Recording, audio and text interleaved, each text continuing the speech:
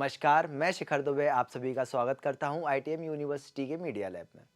आज के एक मुलाकात के नए एपिसोड में हमारे साथ जुड़े हैं श्री अखिलेश जी।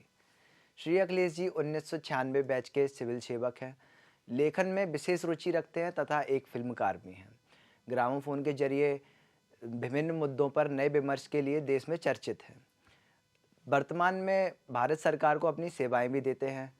आपने 18 से ज़्यादा किताबें, 100 से ज़्यादा डॉक्यूमेंट्री, 500 से ज़्यादा आलेख अलग अलग मीडिया संस्थानों के लिए लिखे हैं।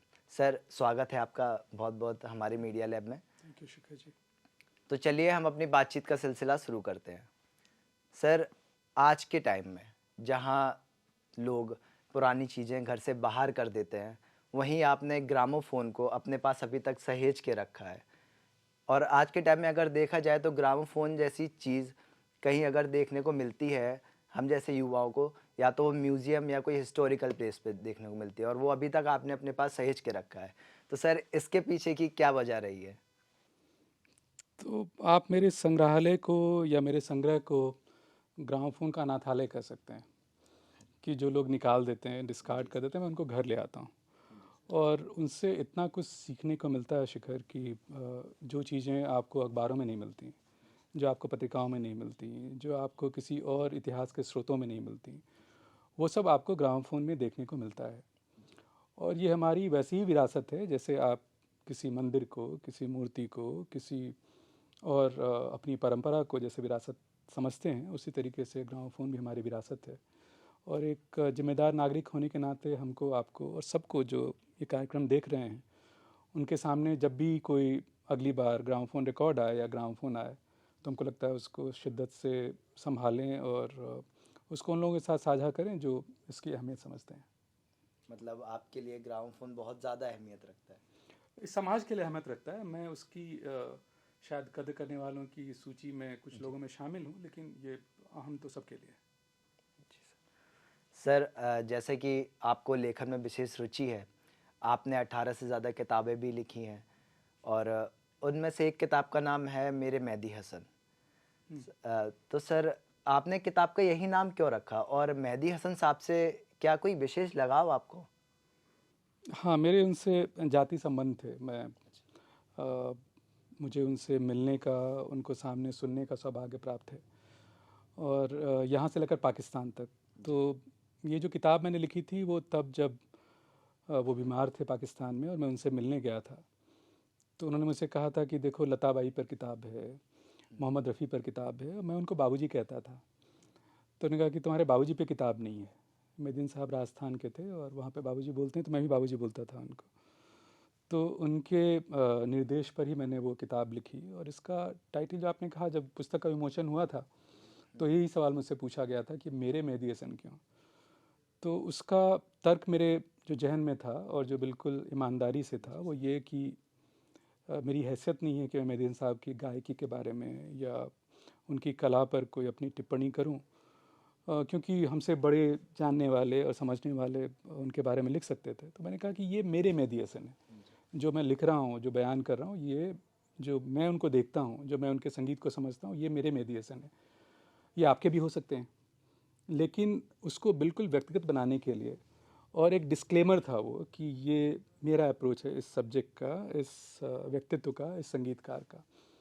आपको यदि उचित जचता है तो बहुत अच्छा, नहीं तो उस डिस्क्लेमर से मैं उन सारे जो अज्ञात आरोप लग सकते थे, उनसे मैं एक तरह से मुक्त हो गया था। वो बहुत मेरी प्यारी किताब है। अच्छा सर, आप एक सिविल सेवक के साथ साथ लेखक भी और फिल्मकार भी हैं। एक समय पे आप इतनी सारी चीज़ें मतलब कैसे मैनेज कर लेते हैं? अ, पता नहीं, मुझे ये लगता है कि ये ज़िंदगी है, ये ज़िंदगी किसी एक मकसद से ईश्वर ने नहीं दी है, और मैं कोई समय वेस्ट नहीं करता, मैं जाया नहीं करता। अ, और अपने को हमेशा एक छात्र की तरह महसूस करता हूँ, और हमेशा अपने को याद दिलाता हूँ कि मैं एक छात्र हूँ, मुझे अपनी जिज्ञासा बनाए रखनी है। तो जब आप जिज्ञासु बने रहते हैं, फिर आप बहुत सारी चीज़ें एक्सप्लोर करते हैं। आपको संगीत भी पसंद आता है, आपको किताबें भी पसंद आती हैं, आपको विज्ञान भी पसंद आता है, आपको खाना बनाना भी पसंद आता है, आपको खाने के पीछे की जो विज्ञान गाथा वो भी समझ में आता है, हमारी जो परंपरा वो भी समझ में आता है। तो मैं हमेशा हर एक व्यक्ति से, हर एक समय से, हर एक परिस्थिति से सीखने के लिए आतुर रहता हूँ, अपनी जिज्ञासा बनाए रखता हूँ। और मुझे लगता है इससे मैंने बहुत कुछ हासिल किया है। अच्छा, अच्छी बात है सर। ये तो हम जैसे युवाओं के लिए एक संदेश हो गया कि हर चीज़ को एक्सप्लोर करना चाहिए।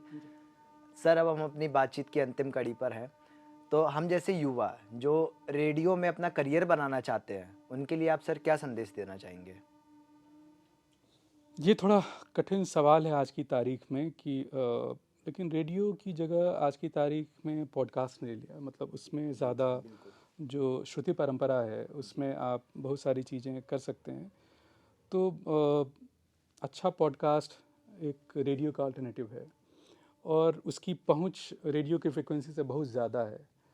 तो मुझे लगता है, और ये बहुत चैलेंजिंग भी है, वीडियो में आप जो आपके दर्शक हैं, आपके श्रोता हैं, उनको आप बहुत तरह की चीज़ों से डिस्ट्रैक्ट कर सकते हैं या उनका अटेंशन सीख कर सकते हैं। ऑडियो में कंटेंट बहुत ज़रूरी है। तो आप यदि रेडियो में करना चाहते हैं, पॉडकास्टिंग में जाना चाहते हैं, तो आपको मीडियम से ज़्यादा कंटेंट पे ध्यान देना पड़ेगा, उसकी गहराई में जाना पड़ेगा। और यदि आप उसको बेहतर समझते हैं कंटेंट को, तो मेरे हिसाब से आप बहुत अच्छे रेडियो जॉकी भी बन सकते हैं, ब्रॉडकास्टर भी बन सकते हैं और बाकी चीज़ें भी कर सकते हैं। सर, विश्व रेडियो के दिवस पर हमसे सार्थक बातचीत करने के लिए बहुत बहुत धन्यवाद आपका। आज के विश्व रेडियो के दिवस पर सर ने हमें बहुत कुछ बताया, बहुत कुछ समझाया और ये भी बताया कि रेडियो क्या मायने रखता है। तो एक मुलाकात के इस अंक में इतना ही। एक ऐसी ही नामचीन हस्तियों से बात करते रहेंगे, मिलते रहेंगे। एक मुलाकात के अगले अंक तक जुड़े रहिए हमारे साथ।